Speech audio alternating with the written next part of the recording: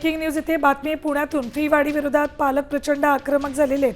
शिक्षण उपसंचालकांच्या कार्यालयात त्यांनी धडक दिली. थेट जवळ पुण्याला आमचे प्रतिनिधी सागर आव्हाड आपल्या सोबत आहेत. सागर, फी वाढी विरोधात पालक आक्रमक झालेत आणि थेट शिक्षण उपसंचालकांच्या कार्यालयातच त्यांनी धडक दिल्याचं कळतंय.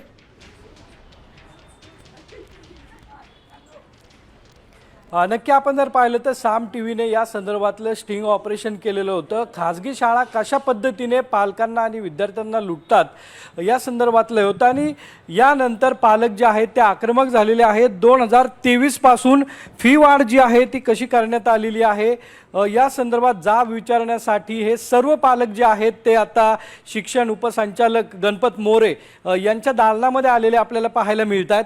कधीपासून ही सगळी फी वाढ झालेली आहे आणि काय म्हणणं आहे तुमचं? ॲक्च्युली ही जी फी वाढ आहे ती 2023 हे सेम ठेवून त्याच्यानंतर 24 पासून आत्तापर्यंत जी आहे त्यांची दरवर्षी वाढत चाललेली आहे आणि ती 15% जास्त आहे.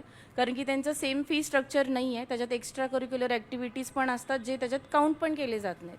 जर तुम्ही त्याचा आराखडा काढला तर तुम्हाला मॅन्युअली पण ते पॅरलरी पण सरळ दिसणार नाही आणि डायगोनली पण सरळ दिसणार नाही. त्याच्यात तुम्हाला सगळीकडेच घपले दिसतील. पैशांचा फक्त बाजार चालू आहे. नक्की आपण जर पाहिलं तर पैशांचा बाजार सुरू आहे आणि या संदर्भात साम टीव्हीने जनजागृती मोहीम जी आहे ती हाती घेतली होती. स्टिंग ऑपरेशन घेतलं होतं. नेमकं काय कमिटी फी कशी ठरवती सगळी या खाजगी शाळा?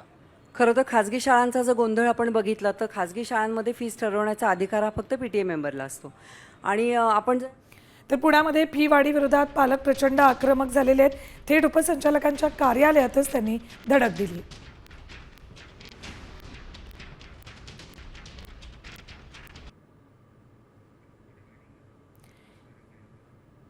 पुण्यात फी वाढी विरोधात पालक प्रचंड आक्रमक झालेले आहेत. शिक्षण उपसंचालकांच्या कार्यालयात त्यांनी धडक दिली.